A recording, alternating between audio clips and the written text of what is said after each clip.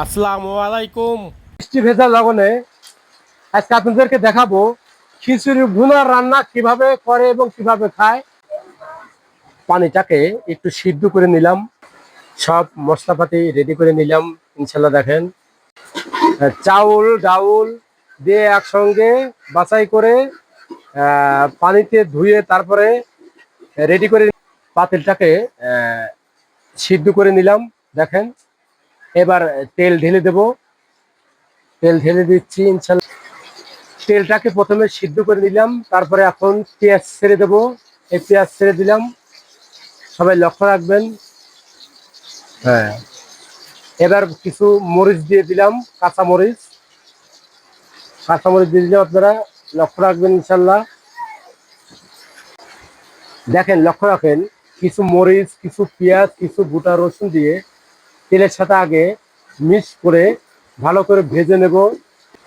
কিছু দারচানা দিতে হবে, দেখেন রসুন বাটা দিয়ে দিতে হবে, লক্ষ্য রাখবেন। তারপরে কিছু জিরা বাটা দিতে হবে, ভালো করে কষিয়ে নিতে হবে। কিছু আদা বাটা দিতে হবে, দেখেন লক্ষ্য রাখবেন। কিছু আদা ভালো করে নেড়ে কষিয়ে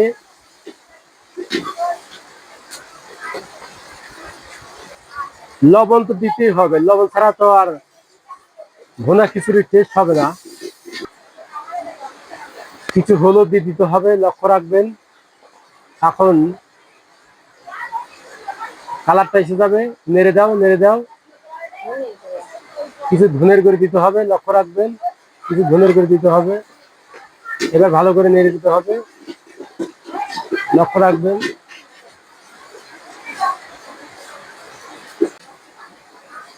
চাউল দিয়ে দিচ্ছি, চাউল ডাউল দিয়ে দিচ্ছি। এখন দেখেন, লক্ষ্য রাখবেন।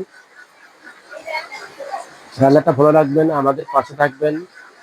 আমাদের রান্নাটা আপনাদের পছন্দ হলে অবশ্যই লাইক কমেন্ট করতে ভুলবেন না। আপনাদের ভালো লাগার জন্যই বা আমার ভিডিওটা যাতে মানুষের পছন্দ হয় তার কারণে কিন্তু ভিডিওটা করা। অবশ্যই আপনারা লাইক কমেন্ট করতে ভুলবেন না। আমার গ্যাসের চুলা নাই, এই দেশের চুলা। আমরা গ্রামগঞ্জে বসবাস করি, গ্রামে থাকি, তাই আমরা গ্রামের ভাষায় কথা বলি এবং গ্রামের রান্নাবাড়ি দেখেন, রান্না করছে, আপনারা ফলো রাখবেন। ভালো করে নেড়ে কষিয়ে নেড়ে নিতে হবে। দেখেন, খুব সাবধানে নাড়তে হবে যেন পুড়ে না যায় বা লেগে না যায়। পুড়ে গেলে কিন্তু এর স্বাদ গন্ধটা নষ্ট হয়ে যাবে, এদিকে লক্ষ্য রাখবেন। এখন সিদ্ধ করা পানি, যে সিদ্ধ করা পানিটা ছিল ওটা ছেড়ে দিতে হবে, লক্ষ্য রাখবেন। আগে যে সিদ্ধ করা পানিটা রেখেছিলাম সে পানিটা ঢেলে দিলাম। নেড়ে দাও, সুন্দর করে নেড়ে দাও,